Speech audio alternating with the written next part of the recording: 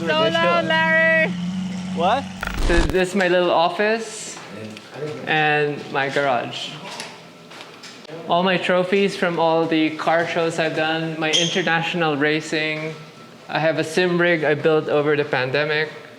This is for intruders, or? Airsoft. This is an airsoft. The real ones are hidden. Obviously, like, I love all the furniture. These are disc brakes from my old 488 Challenge car when I used to go racing. Oh, you turned this into a clock? Yeah. Real deal. V8 table, chest piece, all spare car parts. Oh, that's really neat. So these are when I first started racing back in 1998. This was like hey, there's bullets in. Okay. These were drifting events, but these were my proud moments. This is when I raced with Ferrari. I had some first places, Mugello, Italy, Sepang, and then back in Mugello, Italy, first place. And then Fuji also, I got second place. Those are the first place awards for the track, so that was good fun. That is so neat. So that was the Mugello moment. It was so memorable, and you should see Stru's video on this day because everything just worked properly. That's... And then remember we were talking about options videos? I kept some of them. Yeah, VTEC. Yeah, baby. VTEC.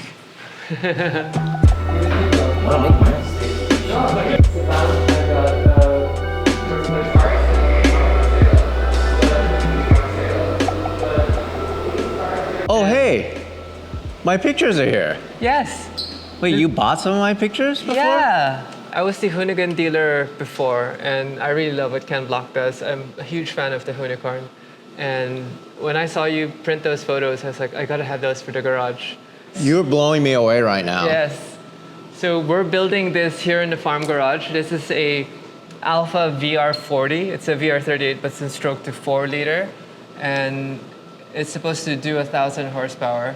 So I had an R35, but I'm sorry, I really did not like it. It was very heavy. So I decided to sell that chassis, but the motor stayed with me.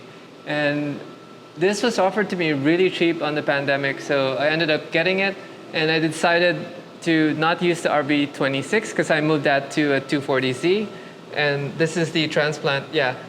So we're going to run the front diff from the R35, and it's running a 6-speed Albin sequential gearbox.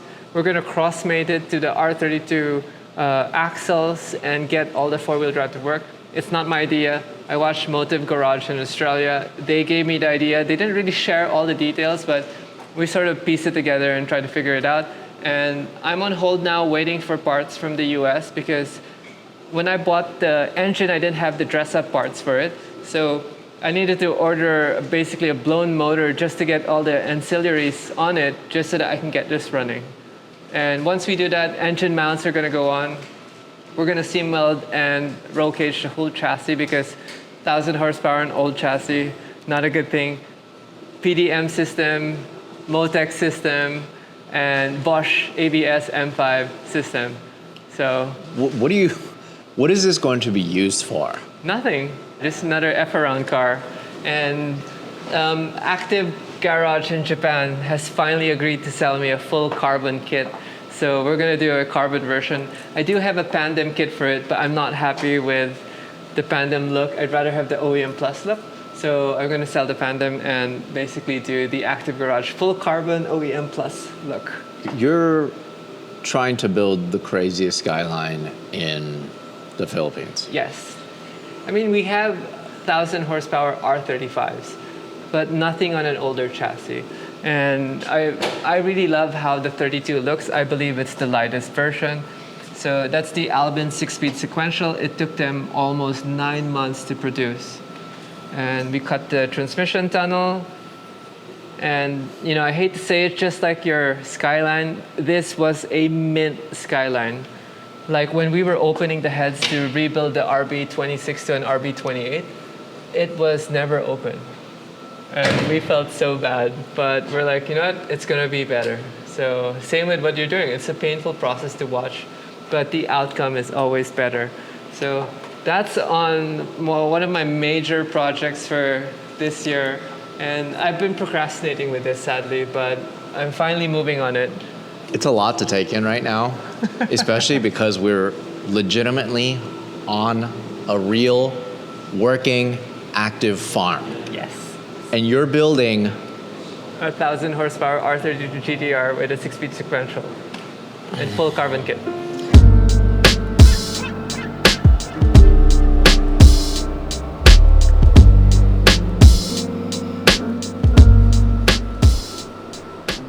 .993 C4S manual, and I always save a 993 in case an RWB client wants to sign on. And this one's got beautiful tan interior manual gearbox. The C4S is the wide body version. Race wheels from my Ford 8 Challenge car. I kept a set just for souvenir. And another one. So the only other time I've ever seen my work out in the wild, it was in Thailand. It feels so weird to see it. And it's something that I had in my hands that I put so much heart and soul into, especially this one I shot at Goodwood, Festival of Speed. And now it's here. That's a unicorn car, right? Yeah. That's the dream car for every gearhead. Like money, no object. Yeah. Long tail, F1, 100%. What is going on? This is a special one. This is called a Pista Piloti. Ferrari rewarded it to the Ferrari Challenge drivers for racing with them. So globally, I think there's only like a few handful of this spec because only the race drivers, if you're a sponsored driver, you don't get one. You have to be the owner and race driver. So it's not numbered in terms of limited, but it is limited production in this livery. And I have the full Novitec add-on kit on it, like all these carbon bits. And it's a beautiful car. I love this car. Sadly, I do have a story with this. If you notice the front clip on the roof, I crashed this car already. Oh, no. So I got overzealous and went drifting and smacked it into the wall. It was rainy day and there was a puddle that I missed and I head on to the wall. I have a spare clip to remind me of that day, but we repaired everything. I changed everything. I spent an arm and a leg with Ferrari to get everything back to brand new. So I hung it on the wall just to show that, I make mistakes too. It's a reminder. You have no mechanical sympathy. I love it. I do a little, but I love driving cars hard, and it's in my blood. This is the car I love to hate. I love looking at it, I love hearing it, but I really hate driving it. Lamborghini SVJ Roadster, full decked out 1016 hood, 1016 intake, all the Novitec carbon bits. It's got like the Gintani exhaust flame tune, and if carbon wheels, Diamag wheels, these are so expensive too. Brixton, our boys in the US, well, Canada, but they live in LA now. Okay, it's one thing to drive a 911 or even that 488. What is it like when you drive this around town here? Oh, well, everyone loves this car. Everybody who sees it just oogles at it because it's so fast, it sounds so menacing. We dumped it. Look how low this thing is. Wait, this is static? Yeah. This is Novitec dump and lowest setting. So have you driven this to Manila from here? Yes, of course. All the cars here are driven. Like the only cars that are not working are the project cars and the car for sale. But these cars here are driven. I sort of regret buying it. I've only put 170 kilometers on it.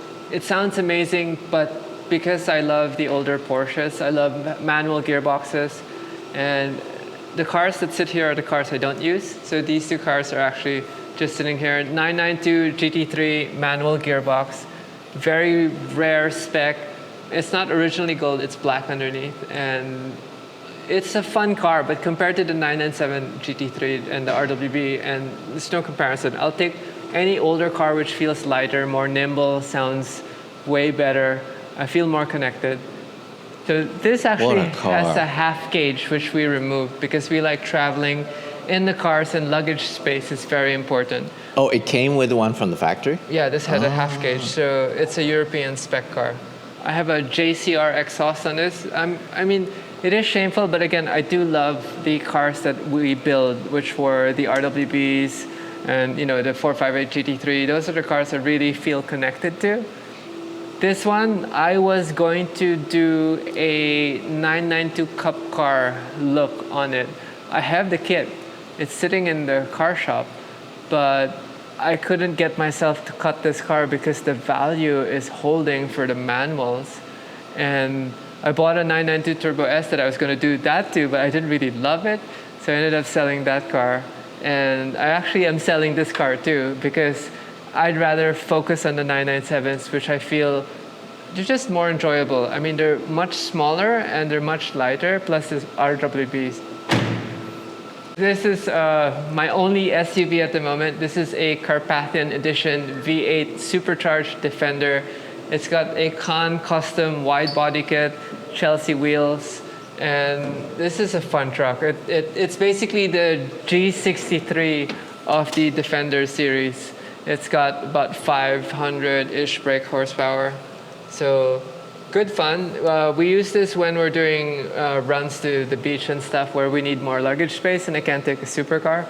And I was trying to sell this to trade up with a G63, but I haven't gotten around because no one understands this car because everyone would rather buy a G63. So the value of this is pretty high and I don't think I'm going to be able to get rid of this. Look at this thing. Wide body. Look at this. Built-in lights. Light pod. Wow. Carbon here, carbon there. Carbon over fenders. Yeah, it's got a retractable step board that we installed. This truck is fun. wild. It sounds the business too. I can only imagine. I got some more Magnus Walker wheels. Oh, nice. So Magnus Walker stopped making these wheels with 1552 and I'd saved the set just in case. Roadiform because we had a mistaken order with RWB and that was the byproduct. So they gave me those wheels for free. From a friend in the US who had a crushed Huracan, so he gave me a wheel. Nice. And then this is another project chassis. This one's going to be our lightweight study for a 964 RWB. And the ideal goal is if I perfect the carbon work that we're doing is to make this full carbon. Same idea with the other manufacturers, right? We'll do a nice roll cage and then we'll just cut the body out and carbon everything. So carbon RWB potentially. Carbon RWB, yes. That's the plan. The future plan. This is going to be a while from now, but the chassis was available. It was basically like zero things in it. And as long as it didn't have rust or any major accidents, I was cool with it because everything about it you can buy and put together. So.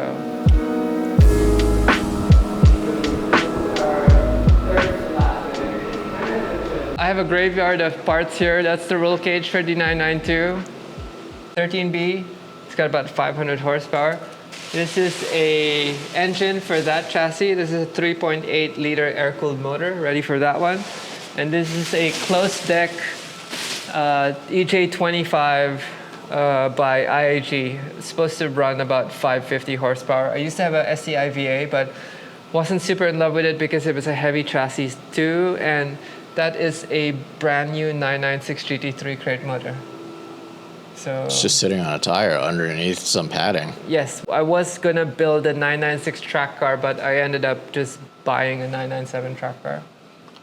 Wait, it's a 996 GT3? Yes. What is going on with this thing? It was a pandemic project. This is a 1967 chassis, and we transformed it into a Baja Beetle, and I went full bonkers with it. So it's got the long travel suspension, King's shocks, roll cage, and I need to replace the steering wheel, don't mind that, but new gauges, new wiring harness, almost new everything. Even the engine is a new 2-liter air-cooled motor. Whoa, this thing is just so insane. You know, As I told you, my first car was a 1974 Super Beetle, and I've been in love with Volkswagens ever since. And I've always wanted to build a Baja bug. Actually, I wanted a Baja truck, but this was more attainable. We got the boxed rear arms from eBay and made our own custom suspension mounts on it. I got a 4-speed IRS gearbox, and then custom arms. So then is this something that you're going to use around the farm, or what are you going to use this for? I was supposed to bring it to the beach as a beach buggy, but it's too expensive already for that. So it's going to live here in the farm. Another Ferrari. Another Ferrari. This is the 812 GTS. It's a convertible 812. Beautiful sounding car. And it's kitted out also full Novitec. I got the MV forged wheels, and it's got the beautiful orange interior. This one sounds amazing too, but between the Ferrari V12 and the Lamborghini V12, it's a good toss-up. Like, some people like the shrilling, high-pitched scream, and some people like the bassy, really like bomber fighter scream. And obviously, big fan of IMSA, Ferrari leading, and I have that. I was the dealer also for Superformance back in the day, so we bring in the Cobras and the GT40s. And this is something else. What a project. this is the nightmare of nightmares. Hold on, let me open the... What the heck is going on in here? Okay, this might give even Tavares a heart attack. But... Oh, wow. Brief background, this used to be my father's MP412C Spider. Ever since I moved to the farm wasn't set up yet to accommodate cars, and the wiring and modules deteriorated with the moisture. So we ended up parking the car, and one day I tried to get it running. I ordered all the modules, ordered the software, and we couldn't get anything to work. The OBD wasn't working, the cluster wasn't working. So I decided, okay, let's go standalone, and this is the result of that. But we're trying to figure out first, obviously getting the motor running and then getting the transmission running. And after those two major keys are running, then everything else should be easy. For those of you who don't know, McLaren is the worst company in terms of modules. They all have to be programmed. They're all locked. You got to sync up with the factory, and it's a nightmare for tuners like us.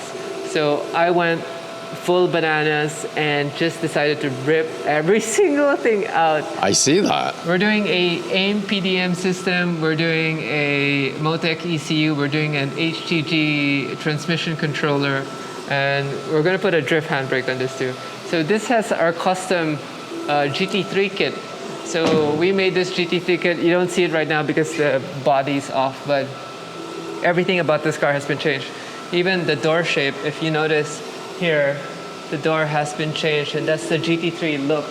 So we started out with a Darwin Pro front end from the 675 LT, and we flared everything out. This is the Darwin Pro hood, and I love this look for the GT3 650S, and I wanted to mimic it. So looks-wise, it's the business. Reliability-wise, it sucks completely. Oh, no. And that's the dashboard? That's the dashboard, And yeah. These are all the parts from the McLaren? Yes, these are the parts for it. And it's been a nightmare to say the least, and the least one that excites me in terms of challenge, because this one eats all my brain cells. So that, more analog feels, can figure it out. There's resources on Skylines. No one F's around with McLarens in terms of this deepness. Even Tavares goes OEM in some respects. I don't want to rely on OEM anymore. We don't have a legitimate McLaren dealer in the Philippines. I had to fly Singapore Texan to service this before. And I kid you not, I have to schedule 5 of my McLaren friends so that it makes sense for us all to shell out money to bring in the Singapore techs to do the updates, the service, the ECU firmware reading and upgrades. And again, I don't want to be hostage to the car brand. That's why we love old cars and Porsches where we can get in there and fix it with a wrench. This car hates that, and I hate that about this car. But because it was my father's car, I decided to make it my own, and this is what's happening. So hopefully sometime this year, it'll be more of a working car.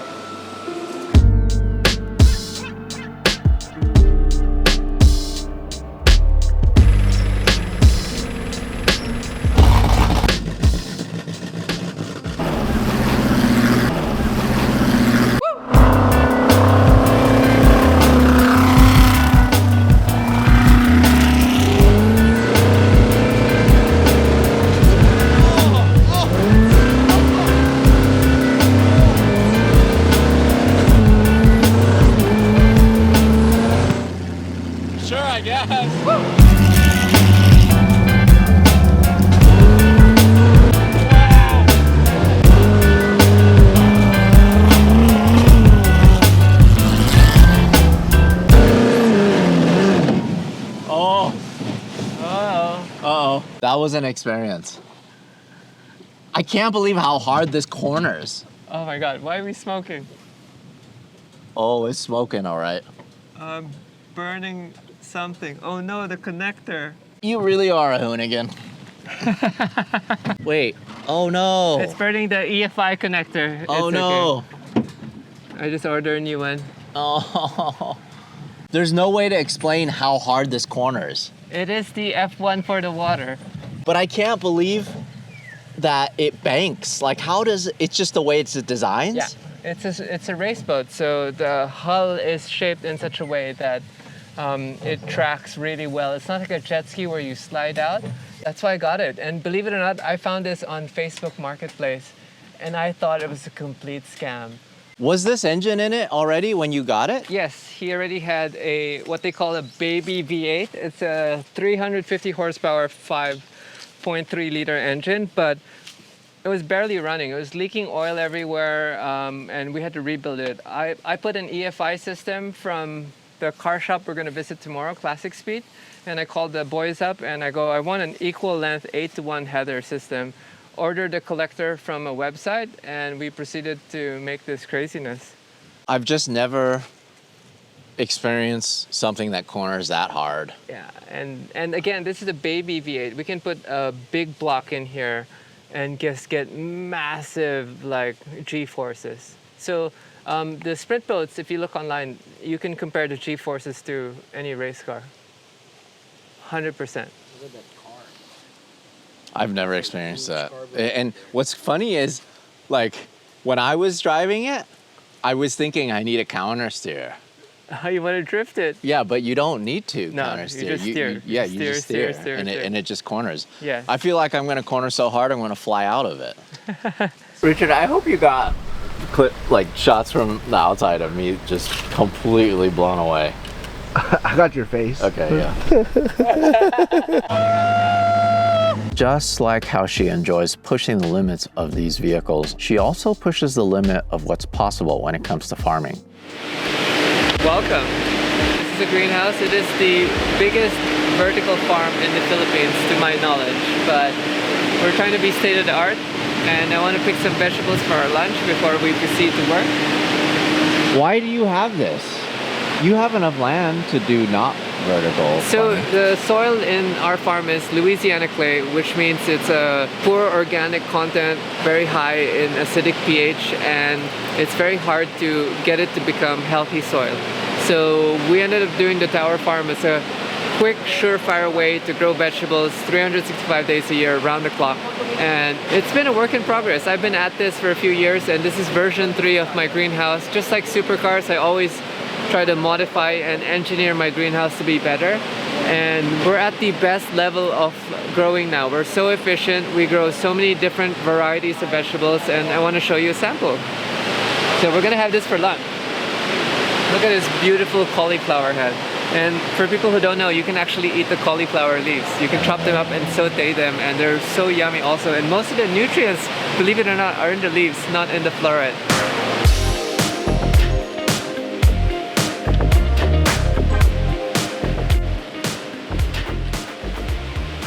We sprout everything in the growing trays, and then these are flood and drain beds, which means the water comes up and down so that they don't need to water them.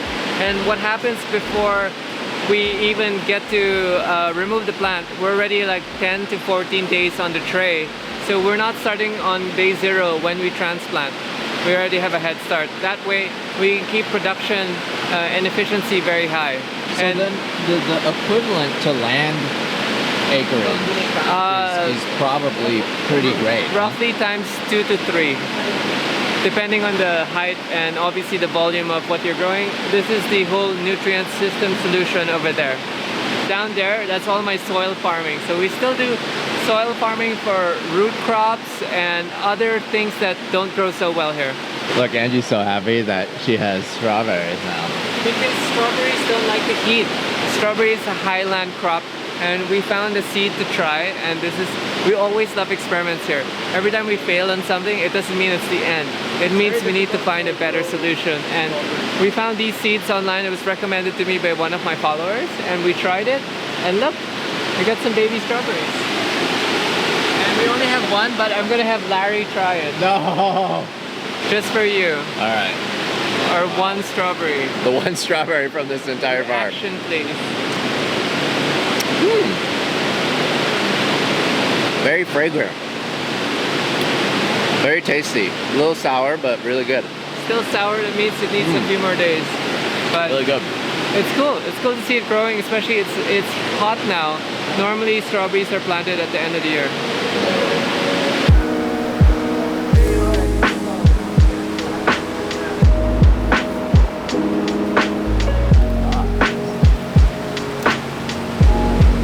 Like that? Oh, look at this place. Look at this place.